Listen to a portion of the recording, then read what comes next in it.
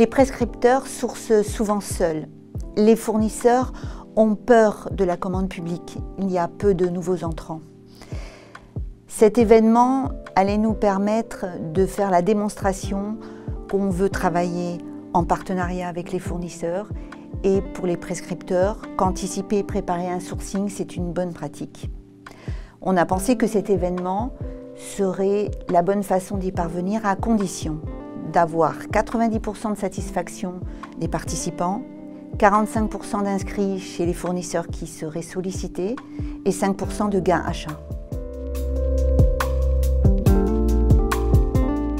Il a fallu embarquer les acheteurs, il a fallu convaincre la direction pour obtenir les moyens d'organiser, de communiquer, il a fallu sélectionner les affaires avec soin, former les prescripteurs. La communication a été essentielle, en amont, pendant l'événement, après, vers les prescripteurs, vers les fournisseurs. C'était une opération séduction en 3D, direction, prescripteur, fournisseur. D'une commande publique où le prescripteur subit l'achat de la part du rédacteur de marché, nous sommes passés à un achat public à l'équilibre entre sécurité juridique et performance des achats. On peut dire qu'on a progressé sur 3 aspects. Tout d'abord en interne, l'acheteur devient un réel business partner.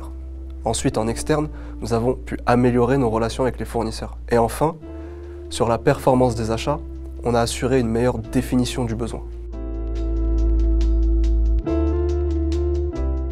Alors des résultats sont d'ores et déjà visibles et mesurables sur 3 plans.